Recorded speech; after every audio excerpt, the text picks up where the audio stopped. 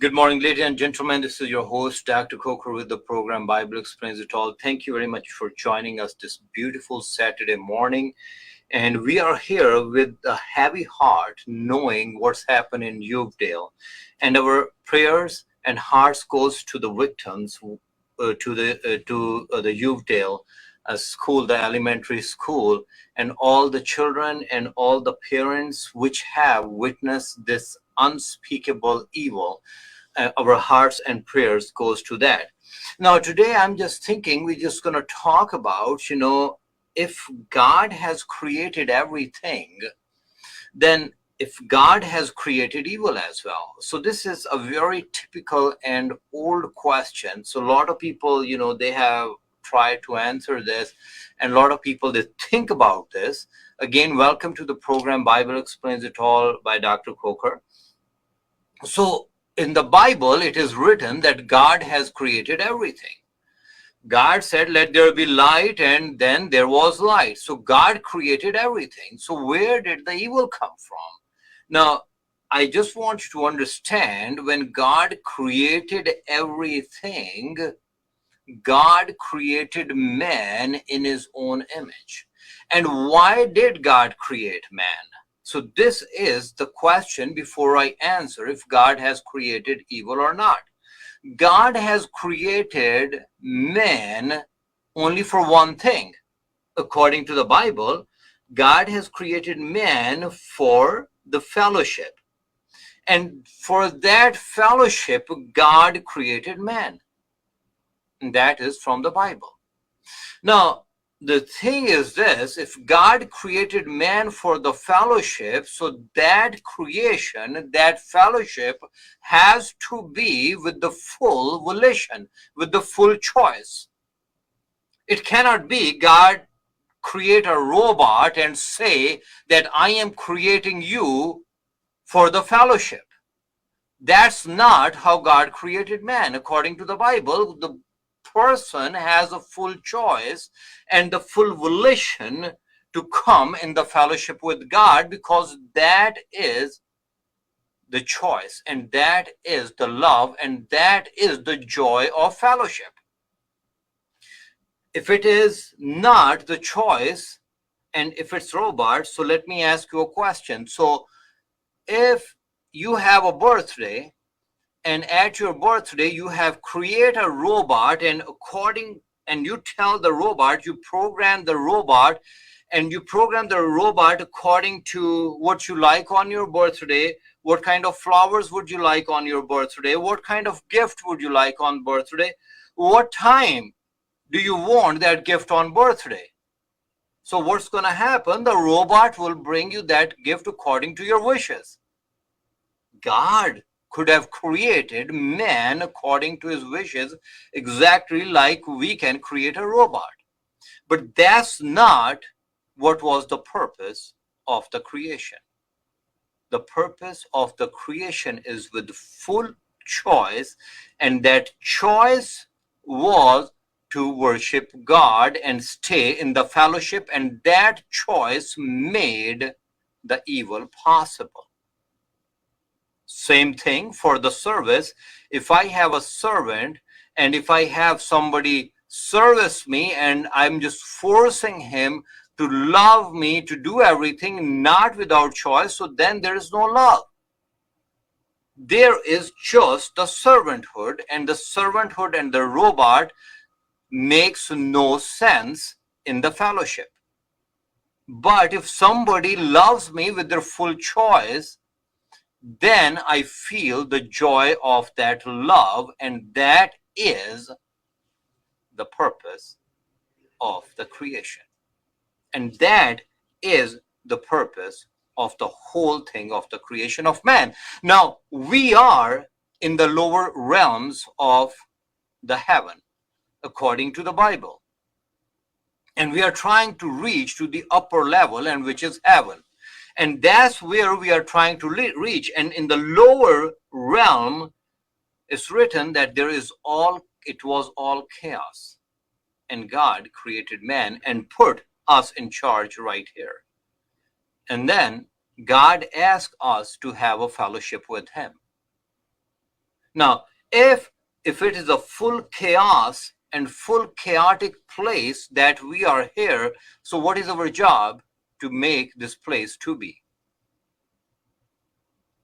Our job, in a sense, is make this place a godly place. That's what we are here to do. That is the whole purpose of the creation, and that's why God created a man in the lower realms, and we are trying to reach to the upper realms, and which is called heaven. Heaven is the upper realm, and we are in the lower realm of the earth. And what is our purpose here? Our purpose here is, again, to make this place godly, to make ourselves godly, to have that relationship with God. And in order to make that not godly ourselves, but we just go around and preach the morality and make this place the moral place and the godly place, and we fight the forces of evil, which is godlessness. And when you see wherever the godlessness increases, the chaos and the incidents like Uvalde, Texas increases, and that's where the problems arise. What's going on in Ukraine? The same thing, godlessness, because godlessness made the evil possible. But wherever the morality comes into place, that morality changes the whole equation of the godlessness, and wherever the morality comes, it brings peace. God, the way God has created man, there is no peace within us unless we have the relationship with God. That is the whole purpose of the creation. And that is the whole purpose of the fellowship. A man tries to find peace in different things. Somehow we think that probably the peace is in acquiring more wealth. That clunks. That does not make sense. Then we started thinking probably acquiring more land is peace. That engine goes a little bit further, but then it clunks, just like what's going on in Ukraine. Russia thinks, but by having more land, they will have more resources and they will be more happier. But it's not going to work. And every time we just go out and we just try to put our flesh and our own wills in place, that's where the evil is possible. But whenever we just go towards godliness, that's where the peace is. This is a very simple equation, because when God created us, He did not create us to have peace with any other fuel other than Him. That's what man thinks. Man thinks by just going to the wars, just going to have more resources, to have more knowledge, more things, and acquire all the things which flesh desires somehow will bring peace. It works. It works for a very short time period. Hitler, he thought the same thing. Mussolini, he thought the same thing. All the people, all the evil characters in the Bible, they thought the same thing, that probably having the desires of the flesh will acquire them the peace. The woman of my own choice, the pretty girl, then there is no boundary for the lust. The lust keeps going on, and that's where it stops when you have God in your life. And that's what happened in Uvalde, because we are becoming a society, more and more society of godlessness. We are running after things instead of God. And the morality, and even, I'm sorry to say this, the church and the religious places are becoming more like business. And that is the problem. That is not the solution of the problem. And because due to that problem, we are facing all these troubles in life. Now, just think about this. We can have all these things. I'm not against people being rich. I'm not against people just go out and work hard. This is not the point. The point is people should go and have to do things with morality first, because sometimes we think with our lust and with our own wisdom we can acquire all things, but God it's very explicit in the Bible that only if you have the kingdom, if you seek the kingdom of God, then all these things will be given to you anyway, because that is what the promise in the Bible. And if you see that promise in the Bible is still, even today, it is true. It is true in a sense, because if you see, God told Abraham that I will make you the source of blessing for all over the world, and still Abraham and his seed is the source of blessing for all over the world. There's no other way that if I say the Jews, the most innovative nation on the earth, the innovation is the source of blessing, and that innovation comes from who? From Jews and so-called Christians. Majority, I'm not saying everything, but that is the source of the blessing, because when the innovation comes, then the blessing comes. Otherwise, how can you feed that over 7 billion people in the world? But over 7 billion people in the world, we need to teach morality. If we do not teach morality, then the war, famine, and all these disasters are rampant.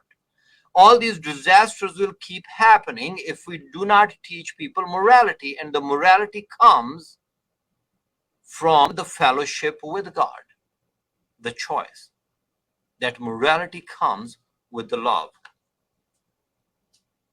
God has created me and you. And when God has created me and you, so there is a purpose. And that purpose is the Creator has created me because He loved me. I mean, if I create something and then I say I disown it and I do not love that thing, that does not make sense. Obviously, if you create something, you love it, don't you? Even if you have, forget about the creation, people have pets and they love their pets because they think that they are the provider to that pet, and the pet would love them back. It's a very, I mean, in a lot of situations, this is just like the example where we see people, they are like so much in love with their creation that they're ready to lay down. Just like if you really see, majority of the people, 99.9% people, they love their children because they are their creation and they are ready to do anything for them. If me and you, we love our children and we are sinner and we want to have that fellowship with our children because we love them,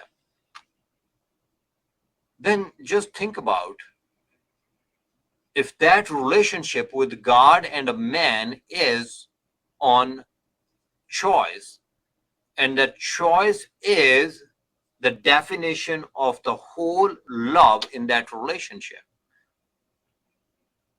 how much God loves you. Now, the problem is this, that we somehow think that we can outlove God with the laws and customs.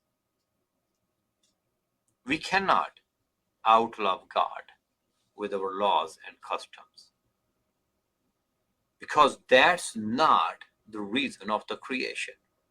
You cannot outlove the Creator. It is the same way if you say that I can outlove my mom. You cannot outlove your mom. Mom is a mom, and mom would always love more to her children than the children back to her. Majority of the cases. So what is the plan? If God, did God create evil? Well, God create a choice. God did create a choice. And because of that choice, the evil is possible. But because of that choice, the love is possible simultaneously. Otherwise, we are robots, and we are not robots. And that is the whole purpose of the man, to be created. Created to just go out and bring the lower part of the heaven to be heaven. You don't have to die to go to heaven. You can make that place heaven right here. Heaven is a place to be retired. You don't, people, it's just like very strange when I probably hear from people that in heaven it's just going to be, everything will be peaceful. In heaven, everything will be nice. In heaven, everything will be peaceful with each other. Well, that is after your retirement. Why not here right now? Because that is the whole purpose. Why can't we make this earth a heaven, heavenly place? Well, oh, I want to make this earth a heavenly place, but you do not know. Those people, they don't love me. Oh, those people I do not like, they probably did this, they probably did that. And all these different lame excuses we have that we cannot make this place heavenly. But let me tell you, you can make this place heavenly also. Only thing you have to do to make this place heavenly is to bring godliness to this place. We are trying to make. So while I'm here on this earth, what is my duty? According to God, to have fellowship in choice, to have love with Him, and then to make this place more heavenly. If I'm a heavenly being, then I should be a heavenly being whether I go to heaven or whether I live here. Obviously, I'm not perfect, but I keep trying. You keep telling people about, not telling people about the love of God, but you show the love of God in you. Well, in heaven, you can do everything, but here you can't. Then you are not going to heaven. You cannot outsmart God with your laws and with your customs.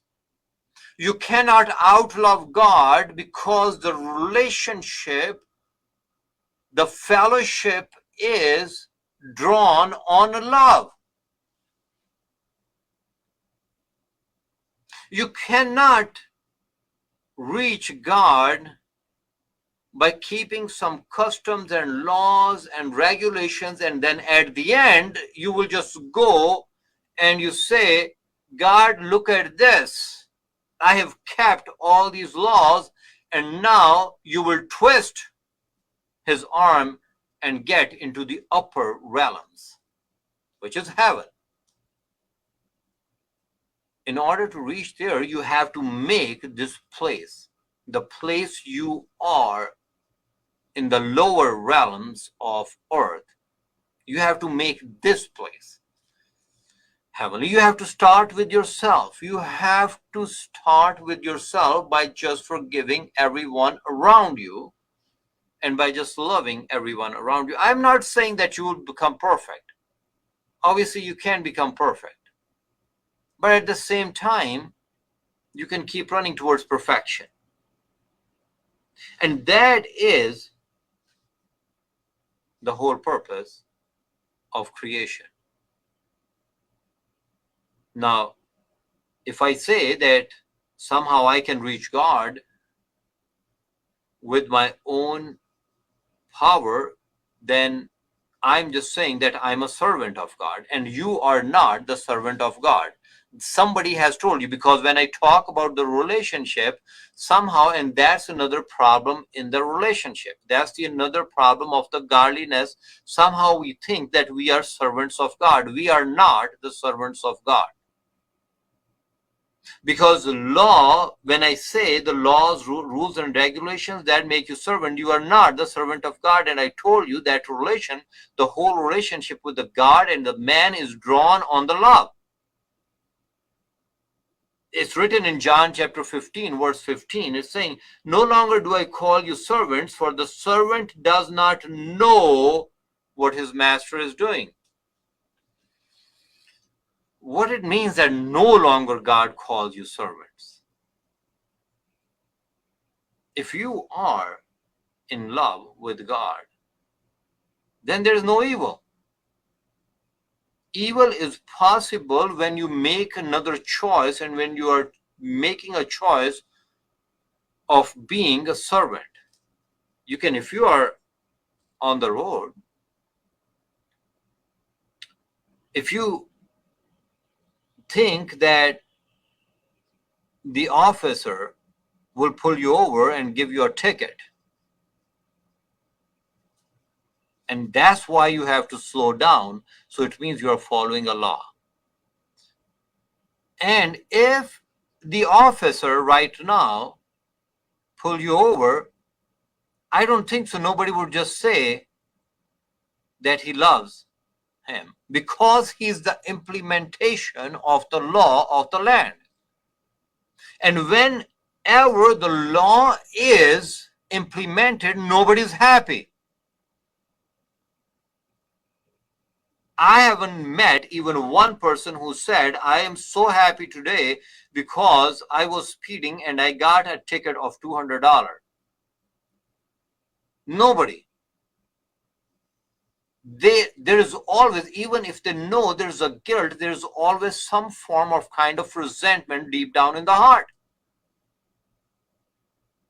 Because the law makes you servant of the thing. And if under law you are penalized, then there's no love.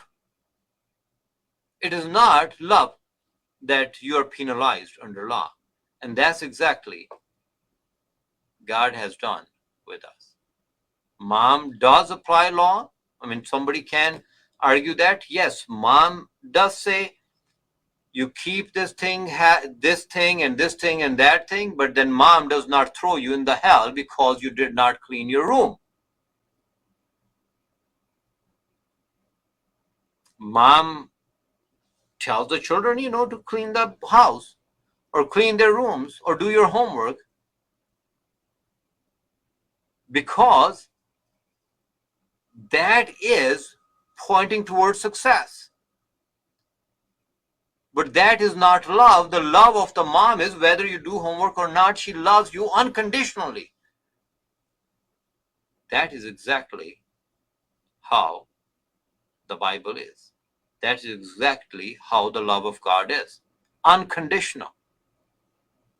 There is no condition in the love.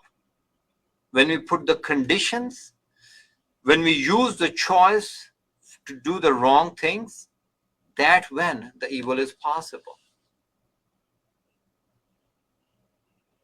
Godliness starts from the love of God. And you cannot just become the receiver of the love and you do not give love around people around you. If you are just the receiver of the love and you do not emanate love, then this is not a godly love. That's what happened in Ukraine. That's what's happening in Ukraine. That's what happened. The problem, people all over the fightings in the world and all over the restlessness, because we are failed to make this place heaven. We have made this place into something which is not loving. When an 18-year-old stands up and start killing the elementary kids from the elementary school, there's a problem. The problem in the society. We preach love, but we do not have love.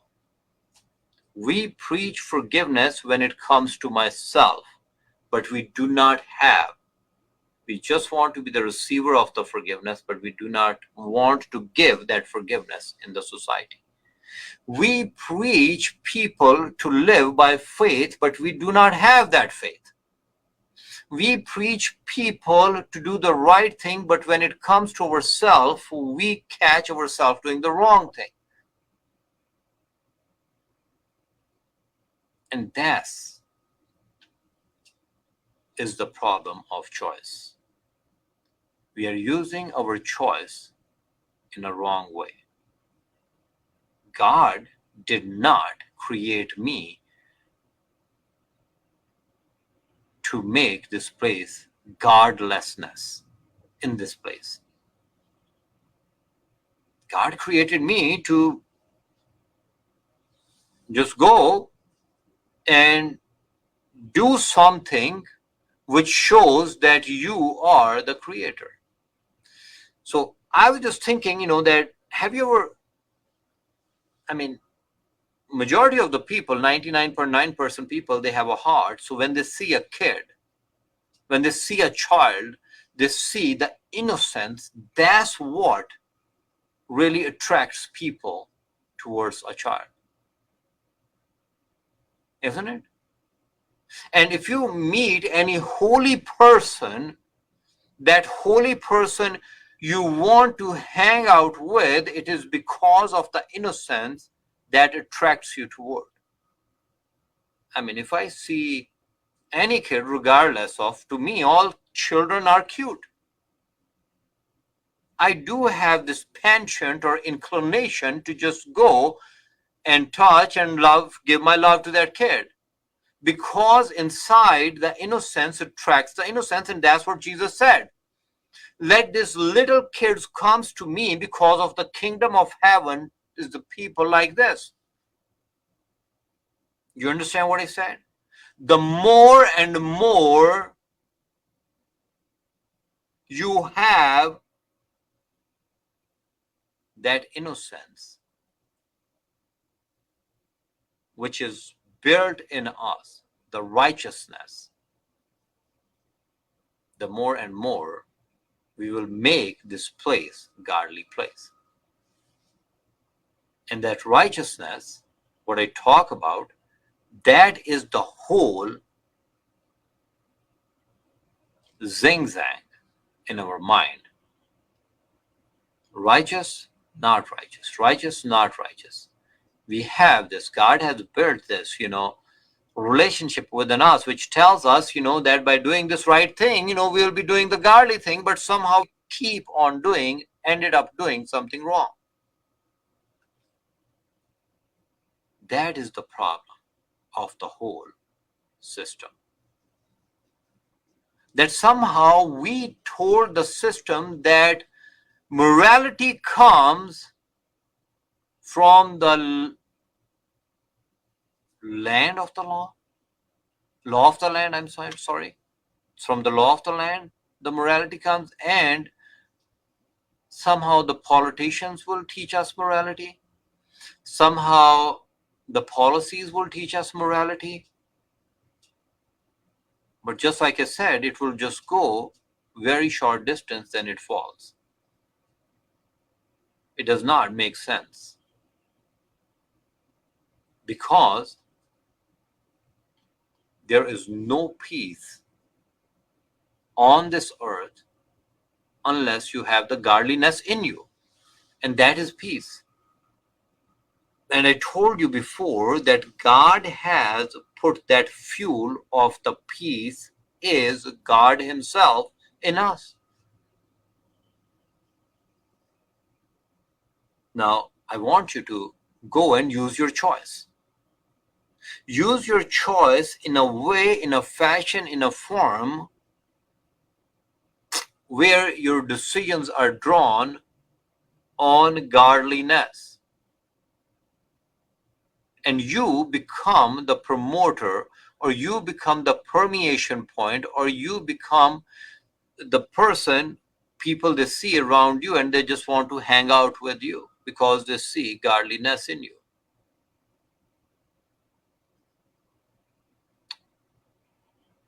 Well, I do not know where to start from.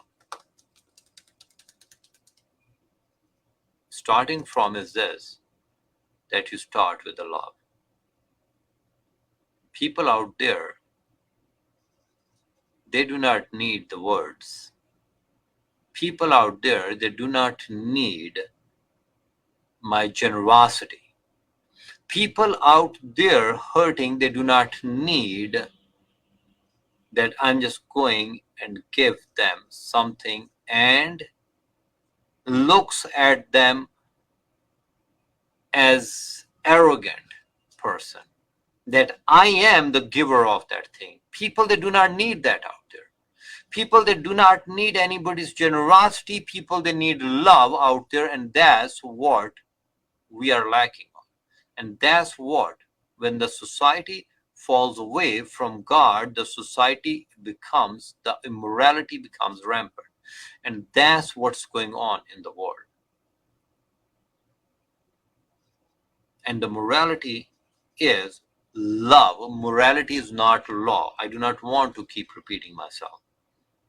And that's what we need. And that's what made evil possible. The choice